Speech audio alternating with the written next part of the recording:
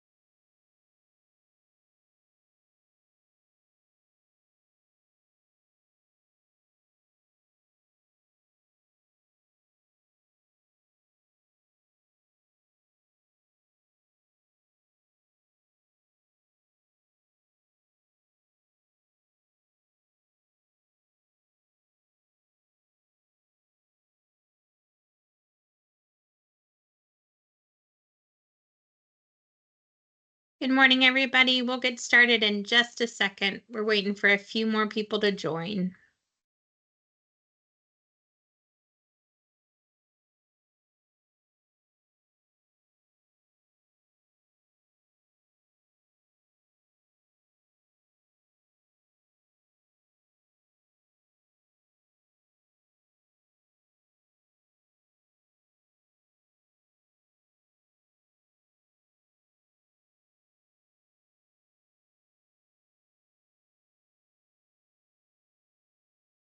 All right. Good morning, everybody, and welcome to our third tariff webinar. My name is Kimberly Duca, and I'm the Commercial Vice President of Noatum Logistics US.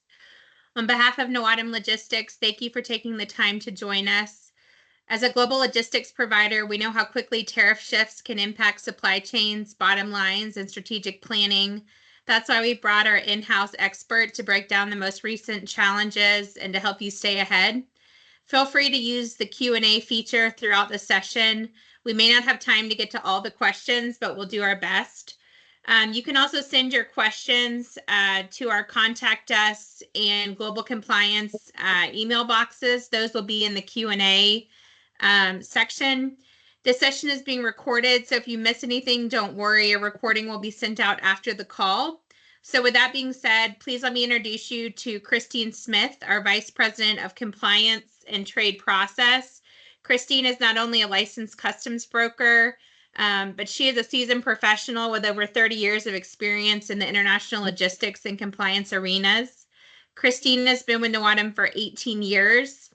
I could talk for 45 minutes on Christine's background, but I won't, so we have time to go through the tariffs. Let me just say that she has an extensive knowledge of the industry. She started her career at a steamship line, OOCL. She's done everything from start bonded warehouses, FMC compliance, done CTPAT certification, the gamut. She's been a branch manager. She's done domestic transportation. She really knows what she's doing. So in the interest of time, I will stop and hand it over to Christine. But thank you, Christine, for your willingness to bring this together for us. I know it is an ever-changing, ever-evolving, and I know you've gotten very little sleep this week, so we really appreciate you and everything you're doing. Thanks, Kim, and welcome to today's call. So in today's call, we're going to cover the tariff timeline, reciprocal tariffs, automobiles, auto parts, de minimis, tariff mitigation strategies, and customs bonds. Been a bit of a busy year, but before we look at the timeline, let's look a little bit at the process. So if you look, typically what we receive with tariff changes are we receive the announcements, and then we'll see a publishing of the executive orders. With those executive orders, we often get fact sheets published as well. Historically, we see Federal Register notices published prior to the effective date of the tariff. What we've been seeing in few instances this year is that we get a Federal Register draft inspection document, and then the tariff goes into effect, and then we see the actual publishing of that Federal Register notice. And then what we get is a message from U.S. Customs in the form of a CSMS, which is their cargo systems messaging service. And those messages give us more guidance.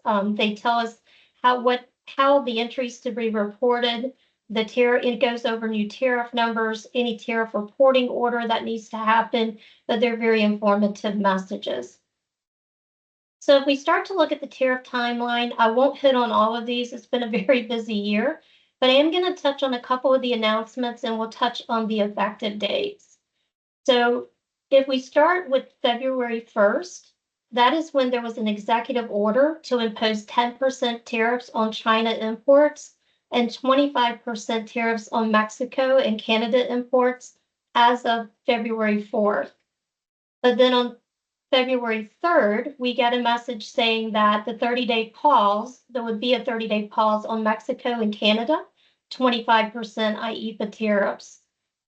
On February 4th, that is where we saw the 10% China IEEPA tariffs become effective. And then China and Hong Kong were stated to no longer be eligible for de minimis duty-free treatment.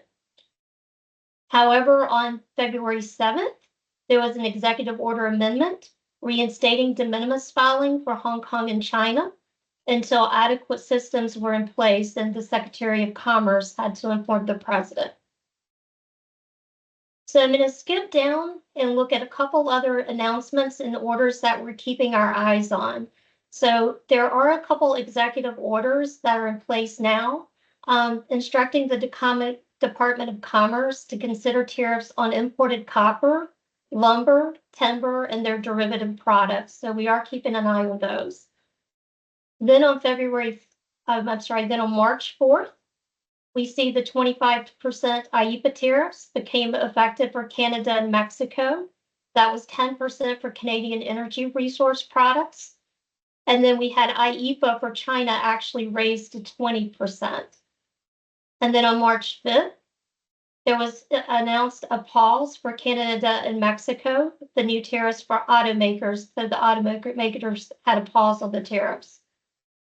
March 7th, 25% IEEPA tariffs were postponed for USMCA compliant products, and we'll cover a little bit of that on another slide. March 12th, we saw the Section 232 aluminum and steel 25% tariffs go into effect. April 3rd, that was the effective date for the 25% automotive tariffs, and that's for certain passenger automobiles and light vehicles, which we'll cover on another slide. April 4th, or today, there are two newly added items on the aluminum derivative list that are going into effect today. We received the word yesterday that they had added to that list, and those are beer and empty aluminum cans. April 5th is the announced effective date for all countries to receive 10% IEEPA tariff. There is some exception for goods in transit. April 9th, that is the announced effective date for certain countries listed on Annex 1 of the executive order to receive those higher reciprocal tariffs. May 2nd is the announced effective date where China and Hong Kong become ineligible for de minimis. So now the Secretary of Commerce has said systems are in place, and as of May 2nd, de minimis will not be available for China and Hong Kong. And then on May 3rd, that is the effective date for 25% Section 232 tariffs on automotive parts, certain automotive parts, and we'll cover that in another slide. So the reciprocal tariffs, on April 2nd, the president signed an executive order imposing new tariffs for all countries. Those were imposed under the IEEPA, or the International Emergency Economic Powers Act. They become 10% for all countries, becomes effective on April 5th. And then on April 9th, we see those country-specific higher reciprocal tariffs being imposed on countries with the highest trade deficits. All other countries will continue on April 9th to be at the baseline 10% baseline tariff if they are not identified on Annex 1. So when we look at April 5th, again, that's when all countries are getting 10% IEPA. There is an in-transit exception for goods loaded on a vessel at the port of loading in the final and in transit on the final mode of transport before 12:01 Eastern Time, April 5th. So one of the things we noticed when this verbiage came out is Customs has changed the verbiage. And I say that because if you look at the original IEPA in transit exclusion, when IEPA for China first took place, this and was actually an or. So we are pushing to get more clarity on this in transit exception and the change of the wording. We see on April 9th, again, those higher reciprocals are coming in. Every country is listed that is getting a higher reciprocal in Annex 1 with their tariff percentages. So again, those tariff rates are available and published in Annex 1. We see a very similar in-transit exception notice for goods that have been on a vessel at the port of loading and in transit on the final mode before 12:01. Again, we're trying to clarify why this is not or instead of and we'll get an update out as soon as we have more information. So we've had a lot of questions about, is this a stacking tariff? In other words, is it in addition to the initial China 20% IEPA tariff? And the answer is yes, it is a different executive order. So for China, for example, where they were getting 20% or they are getting 20% IEPA tariff today, China has a reciprocal tariff of 34%. So that tariff would be 54%. So it is in addition. Plus, you would have your Section 301 tariffs that would be in addition. And we'll go over some more exceptions on the following slide. So there are exceptions to the reciprocal tariffs. So goods set forth in Annex 2, there's a listing of products on the executive order in Annex 2 that are not subject to the additional duties, to those additional reciprocal tariffs. And those exceptions are on the Annex 2, but we also on Annex 3 have a lot more information. So not everything is contained in Annex 2. If you have a question, please reach out because we have to factor in Annex 3 as well. But some of those exceptions are articles subject to 50 U.S.C. 1702b. That's where we see things like personal donations. The steel and aluminum articles, automobiles, auto parts already subject to Section 232 tariffs will not be receiving the reciprocal tariff. Copper, pharmaceuticals, semiconductors, and lumber articles are exempted. All articles that may become subject to future 232 tariffs, bullion, and energy and other certain materials that are not available in the U.S. Now, for Canada and Mexico, the current IEPA orders are remaining in effect. So we had heard that possibly that they were going to end the exclusion for USMCA compliant goods on April 2nd. But what we're seeing with this order is that has not happened. So again, the current IEPA orders remain in effect. USMCA compliant goods will remain duty-free. USMCA compliant goods, non-compliant goods will have 25% tariff. Non-USMCA compliant energy and potash will have 10% tariff.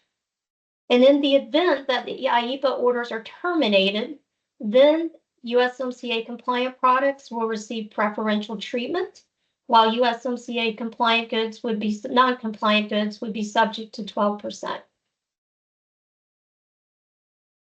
So how did they calculate these reciprocal tariffs?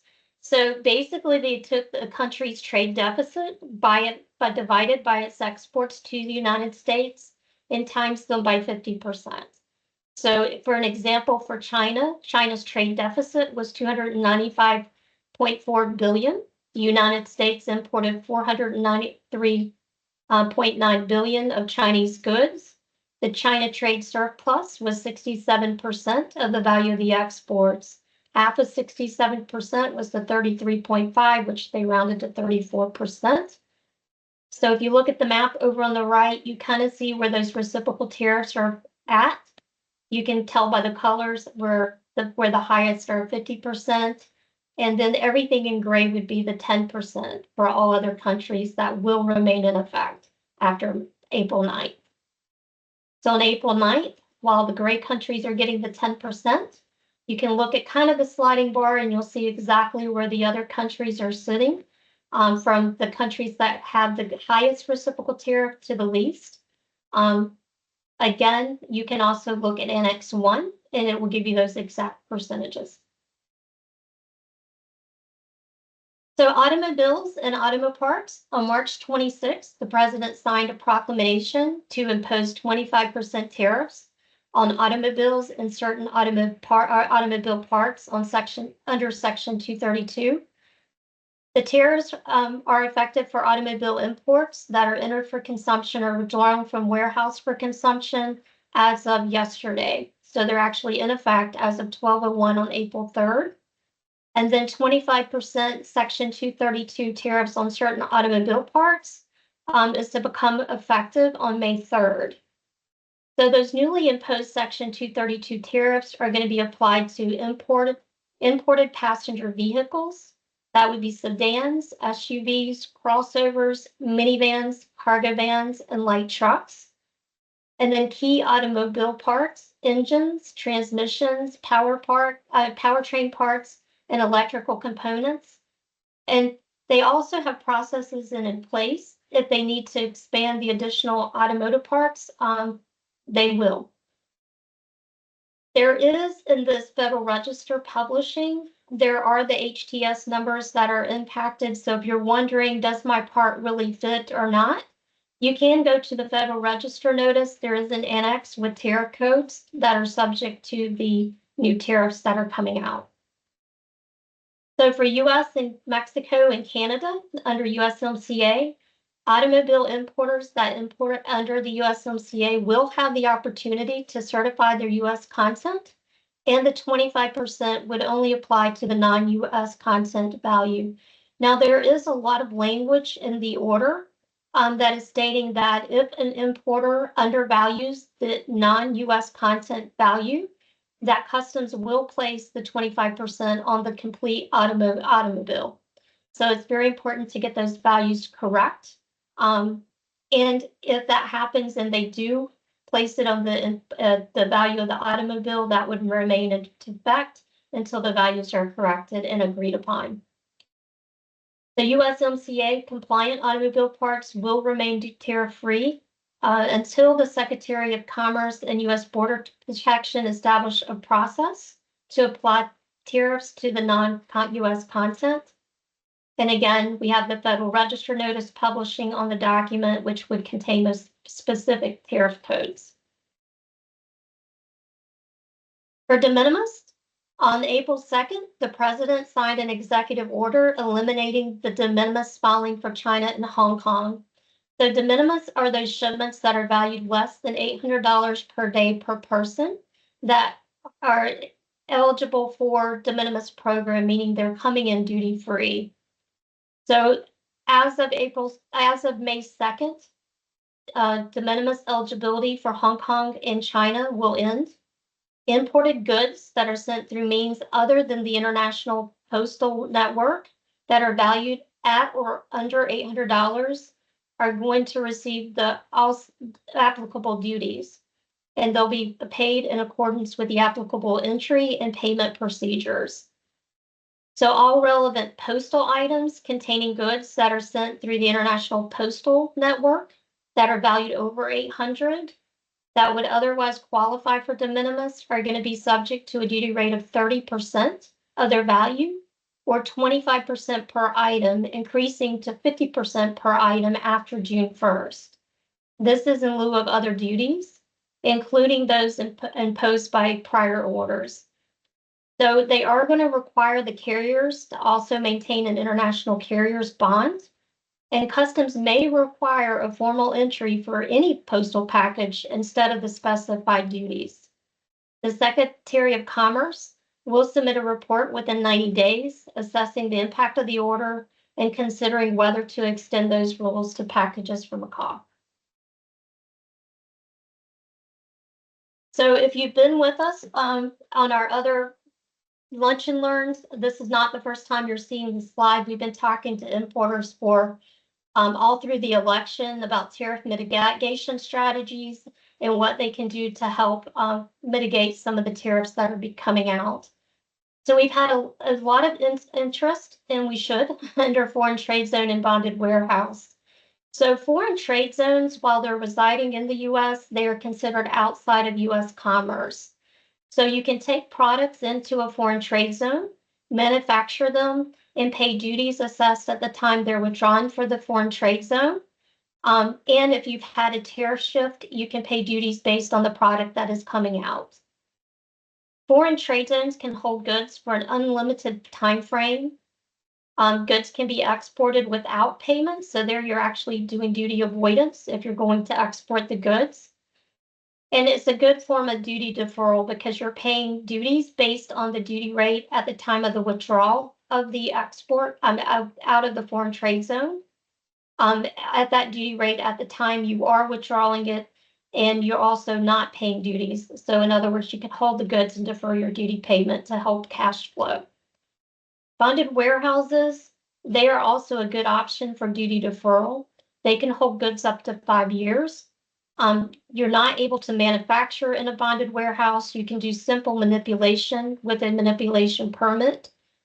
It is a good way to defer duty payment. Again, duties are assessed at the time of the withdrawal based on the rate at the day of the withdrawal and also based on the day of the withdrawal. Duties can be exported without payment or entering the U.S. commerce. So again, you can place goods in, export them without ever paying the duties. First sale transaction, that's where duties and taxes are determined based on the value of the first sale transaction. So if you've had multiple transactions, we can look to see if the goods qualify for that first sale transaction value, which is a lower value, which would then lower your duty rates. We've had a lot of interest in duty drawback. So duty drawback is where you can reclaim your or get refunds for duty up to 99% on certain duties, taxes, and fees upon importation. Duties allowance are for goods unused, exported, destroyed, or manufactured into other goods.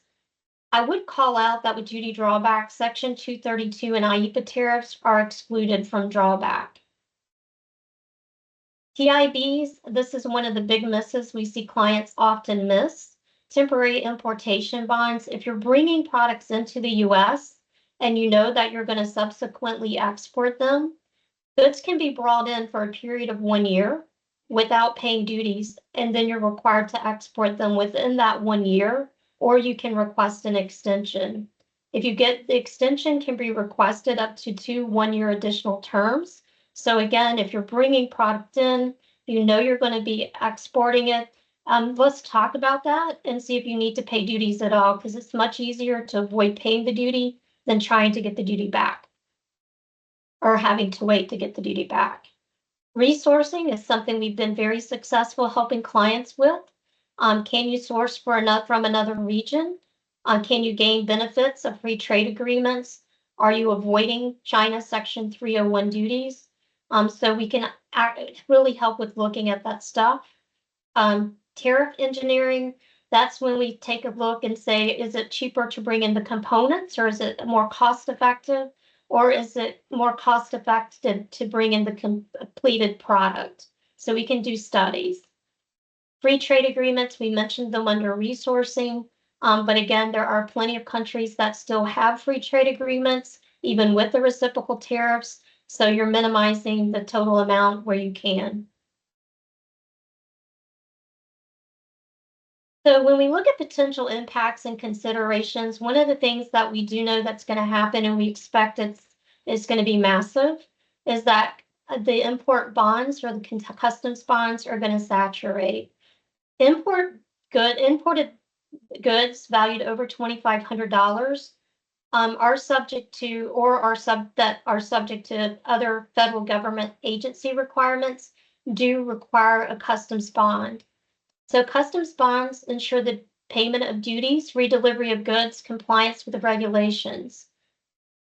And what we saw when the first Section 301 tariffs came out was a lot of bonds started to saturate.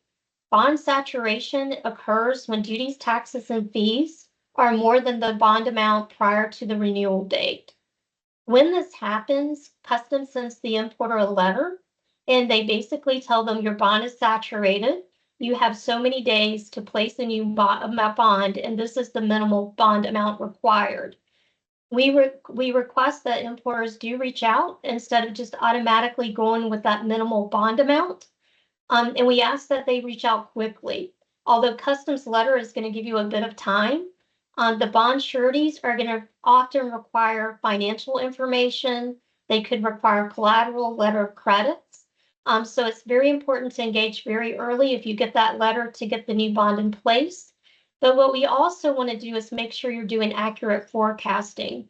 Consider the new tariffs, the impacts on the bond amount.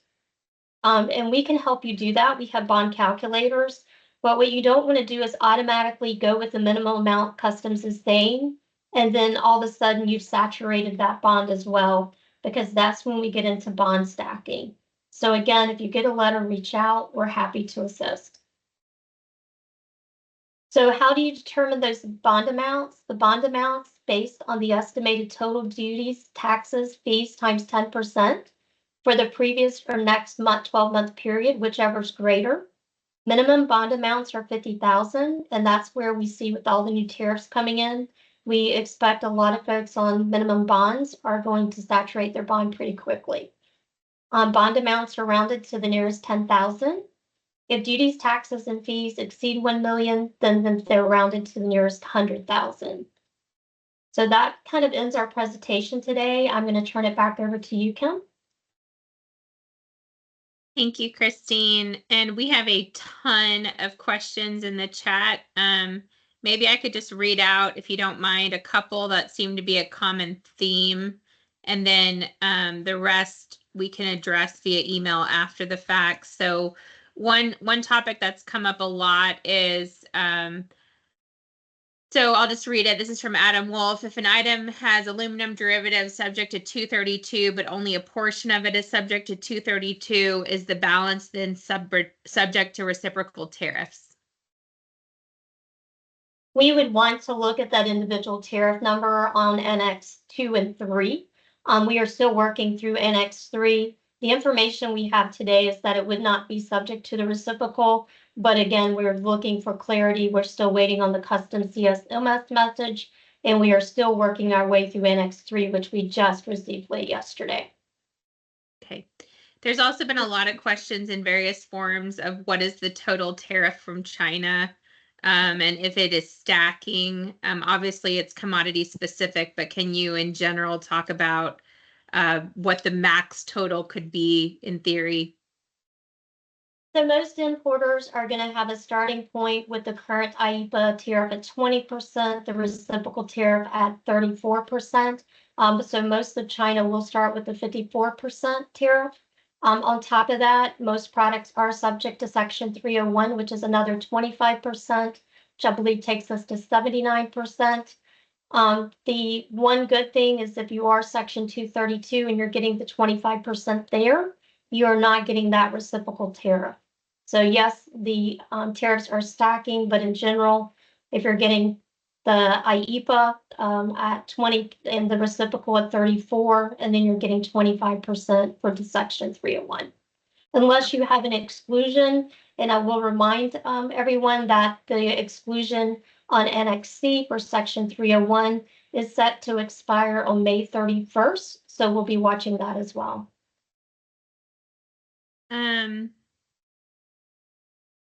How would this apply, or does this apply, meaning the new reciprocal tariffs, to food products? And are there any exclusions related to food? I haven't seen, I will have to go back and look at Annex 2 and 3. Again, we got Annex 3 last night. But it's not very, other than section 232 and the callouts that we saw on the slide, there's not necessarily a product code listing for what it applies to. It is an overall tariff. The only exceptions are those that we call out and that are called out in Annex 2 combined with Annex 3. Okay. We were told that the reciprocal tariffs were not additional. It would increase, for example, 10% would not stack for Vietnam. It would just increase to 46, not move to 56. The stacking is only for China. Is this accurate? So currently, Vietnam is not under an IEEPA tariff. So China and Canada and Mexico are under IEEPA. So currently, Vietnam would have the reciprocal tariff. They do not have a current IEEPA tariff in place. Okay.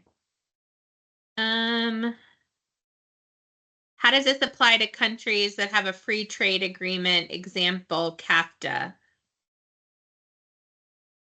So for free trade agreements, my understanding as of this moment is the reciprocal tariffs would still apply, or the 10% for all countries. But the general commodity tariff is where you would see that free trade agreement assist in getting some of the duties mitigated. Okay. All goods meeting USMCA will not be impacted by IEEPA or reciprocal ? I need to go back and look at that. We do have the 10% for all countries, but there are, I think we had it on the slide, concessions for US, Canada, and Mexico. So we'll get information back out on that specifically. Maybe one last question. Can we apply for a foreign trade zone as a manufacturing location anywhere in the US? And is that something we can help with?